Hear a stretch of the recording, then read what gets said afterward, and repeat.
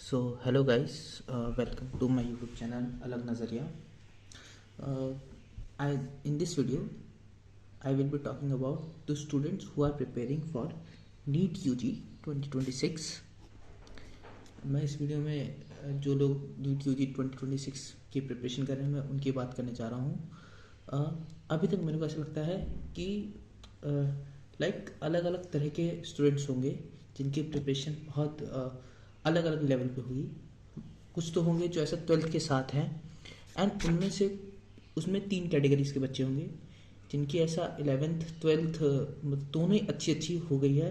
उनको 11th का 50-60% retain है, उन्होंने सिलेबस ऑलमोस्ट ख़त्म कर लिया होगा और 12th का उनको ऑलमोस्ट होने वाला होगा। ठीक, कुछ ऐसे होंगे जिनका 11th भी थोड़ा इतना अच्छा नहीं हुआ होगा एंड 12th भी इज़ ख़त्म कर दिया होगा उन्होंने, क्योंकि बच्चे कभी कभी ऐसा होता है कि 12th में ज़्यादा सीरियस हो जाते हैं एंड दे स्टडी। ठीक, उनका फिर 11th वाला ही पार्ट रह जाता है। और कुछ ऐसे होंगे ना जिनका ना अभी तक 11th हुआ होगा अच्छे से, ना ही 12th उन्होंने किया होगा अच्छे से। और ड्रॉपर्स में भी 3 तरीके के स्टूडेंट होंगे जिनका लास्ट ईयर कुछ मार्क्स से, मान लो 50, 60, 100, अबाउट 100 मार्क्स से रह गया होगा, है ना। 520 मार्क्स मान लो लास्ट ईयर कट ऑफ थी 525, तो उनका अराउंड 425 430 ऐसे मार्क्स थे उनका, कुछ मार्क्स से रह गया। उनके लिए कुछ ऐसे होंगे जिनके बहुत कम मार्क्स आए होंगे, लास्ट ईयर 100 200, लेकिन इस साल उन्होंने मेहनत की होगी अच्छी खासी, they have covered there week portions. और कुछ ऐसे होंगे जिन्होंने अभी तक कुछ नहीं करा है, मतलब ये वाले स्टूडेंट्स एंड ये वाले स्टूडेंट्स दोनों ही सेम कैटेगरी में हैं। ठीक, तो जो स्पेशली ये video I will make for these 2 group of students कि गाइस अब टाइम आ चुका है। अगर अब आप यहाँ से लेट करेंगे, अब यहाँ से आप मान लो 1 वीक लेट जाते हैं, 1 वीक और प्रिपेयर नहीं करते, 2 वीक और प्रिपेयर नहीं करते हैं, आप अपने चांस जो है, अपना ये चांस रिड्यूस करते जाएंगे सिलेक्शन लेने का। I am saying of selection, not of participating in the exam, I am saying of selection. ऐसा नहीं है कि अगर आज से आप स्टार्ट नहीं करते हैं तो आप सेलेक्ट नहीं हो पाएंगे, आप बहुत ईजिली सेलेक्ट हो जाएंगे। लेकिन आज से आपको मेहनत थोड़ी ज़्यादा करनी है, लेकिन अब से स्टार्ट करना है। ऐसा नहीं कि हम छोड़ देंगे। मेरा इन ग्रुप ऑफ स्टूडेंट के लिए मेरे को ये कहना होगा कि गाइज जो 12th में है अब उनके कुछ दिनों बाद बोर्ड्स आ जाएंगे, सो अपना 12th बहुत अच्छे से ख़त्म करो एंड 11th धीरे धीरे विद दिस जैन में जाते जाते आप स्टार्ट कर देना रिवाइज करना। ठीक है, 11th के 11th के जो टेस्ट सीरीज होते हैं वो स्टार्ट कर देना। जो ये वाले स्टूडेंट्स हैं उनको मैं ये बोलूँगा कि आप 12th अच्छे से ख़त्म करो, बहुत अच्छे से, and as soon as possible अपने 11th के डायरेक्ट वीक पॉइंट्स को, ऐसा नहीं कि जो फर्स्ट चैप्टर से स्टार्ट करना है हमको। मोशन मान लो किसी का अच्छा है तो उसको ऐसा नहीं कि मोशन से ही स्टार्ट करना है, मान लो आपको रोटेशन वीक होता है, you should start with rotation, ऐसे। ठीक है, और इनको तो मैं सिर्फ ये बोलूँगा गाइस, जो लास्ट ईयर जो आपके वीक पॉइंट्स थे उनको फोकस करो, उनको अच्छे से करो, उनको छेड़ो, मतलब उनको जितना ज़्यादा प्रैक्टिस कर सकते हो उतना ज़्यादा करो।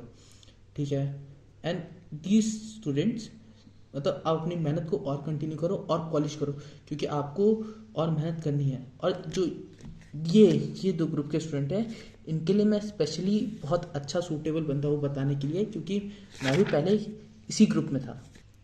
ठीक है, तो आपको स्टार्टिंग क्या करनी है, जो ये वाले हैं इनको तो डायरेक्ट 12th पढ़ना स्टार्ट करो, बिकॉज ऑफ बोर्ड। आपके बोर्ड एग्जाम्स भी आने वाले हैं आपको, क्योंकि 12th is not that much big, लेकिन आप चाहो अच्छे से करो तो आप इसको ईजिली कवर कर सकते हो।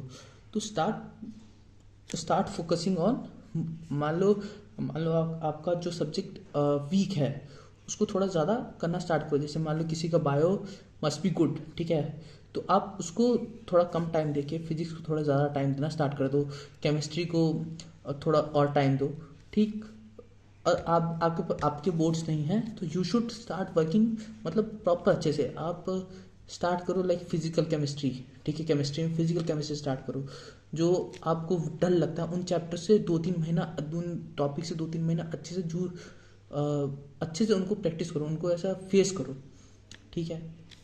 एंड मेरा, अगर आप सब भी अगर ऐसा चाहते हैं कि मैं आपको डेली टारगेट्स दूं, तो ज़रूर मेरे को कमेंट में बताना, ठीक।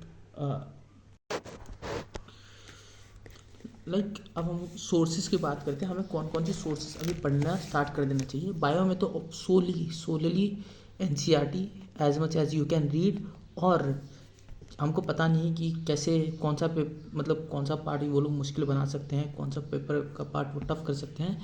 तो जो भी आप कोचिंग का मॉड्यूल कर रहे हैं उनके क्वेश्चन ज़रूर लगाना, क्वेश्चंस मॉड्यूल के। मैं ये नहीं कहूँगा कि आपको पूरा पढ़ना है मॉड्यूल में बहुत सारी चीज़ एक्स्ट्रा दी होती हैं, चाहे वो आकाश हो, चाहे वो एलन हो, चाहे वो PW हो, आप जो भी कोचिंग में पढ़ते हैं उन सब का मॉड्यूल के क्वेश्चन बैंक्स अच्छे से करना।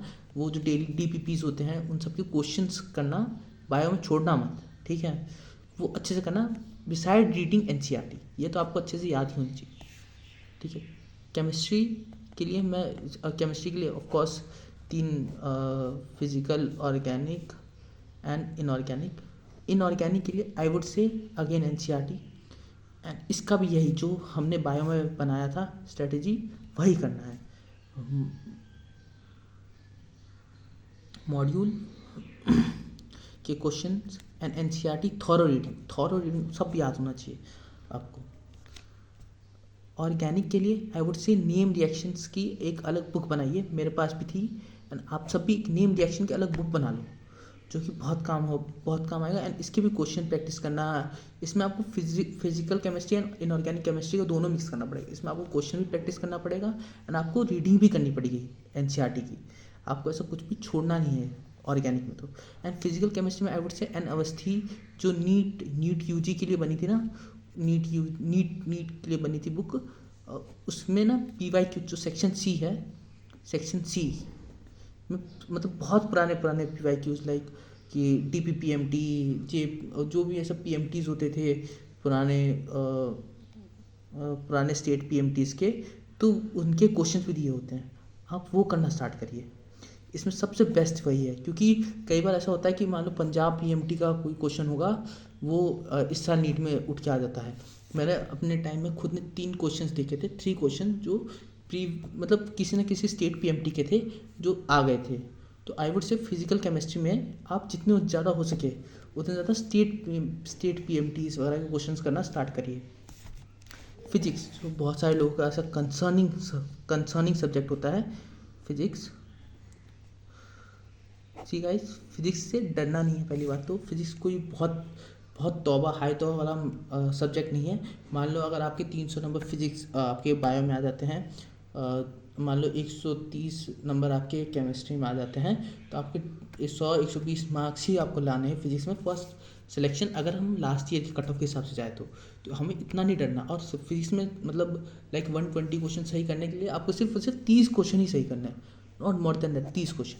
तो अब ये this is defensive approach, although ये बहुत डिफेंसिव अप्रोच है कि हम ऐसा सोच रहे हैं कि हमें सिर्फ 30 ही क्वेश्चन सही करने हैं। हमें सारे क्वेश्चन, अगर हमारे बस में हो तो हमें सारे क्वेश्चन सॉल्व करने हैं, कोशिश तो यही करनी है।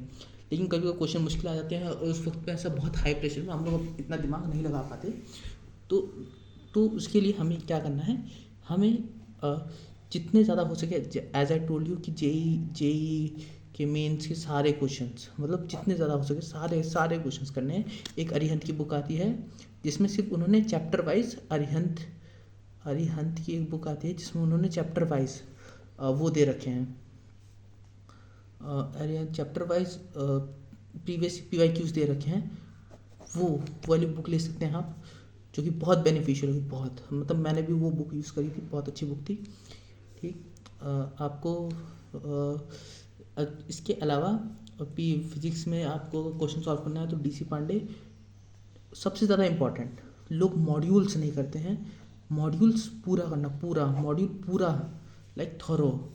और कुछ लोग HC वर्मा भी करते हैं, HC वर्मा करना, ठीक है। लाइक आप उसके स्टार्टिंग से लेके आप एंड के 2-3-4 क्वेश्चन छोड़ सकते हैं जो थोड़े से टिपिकल होते हैं, लेकिन अब ऑब्वियस बात है किसी ना किसी कोचिंग में एनरोल होंगे एंड बहुत सारे टीचर्स को HC वर्मा के सारे क्वेश्चंस आते होते हैं, तो आप उनसे भी कंसल्ट करके क्वेश्चन सॉल्व कर सकते हैं। तो आपको फिजिक्स में ये सारी बुक्स करनी ही करनी है, एंड मैं आप सबको यही कहूँगा कि स्टार्ट प्रिपेयरिंग अगेन, अच्छे से मोटिवेट हो जाओ। ये लास्ट का स्ट्रेच है, अगर इसमें जो मतलब लाइक लोग पूरे 2 साल लोग मेहनत नहीं करते हैं लोग, और इस टाइम में मेहनत करके भी लोग नीट क्रैक करते हैं, मैंने भी किया है। लोग पूरे साल मतलब पूरे 2 साल बहुत मेहनत करते हैं, इस लास्ट टाइम में आके थोड़ा ढीले हो जाते हैं, उनकी रैंक में बहुत डिफरेंस आ जाता है। तो so this is a last stage. आप बहुत अच्छे से मेहनत करो एंड होप सो कि आप हम सबको कहीं ना कहीं किसी हमारे मेडिकल कॉलेज में किसी भी मेडिकल कॉलेज में नज़र आओ। So all the best to all of you guys, all of you. And मेरे अगर ये है वीडियो थोड़ा सा भी अगर हेल्पफुल हो तो प्लीज़ लाइक शेयर सब्सक्राइब ज़रूर करना। और इफ़ यू वांट कि मैं आप सबको डेली टारगेट्स दूँ, लाइक कि फिजिक्स में ये टॉपिक्स पढ़ने हैं, केमिस्ट्री में, तो आप ज़रूर बताना। I will post on my community channel, community में मैं पोस्ट कर सकता हूँ, तो आप कमेंट में ज़रूर बताना। Thank you, signing off. अलग नज़रिया को ज़रूर सब्सक्राइब करना। बाय।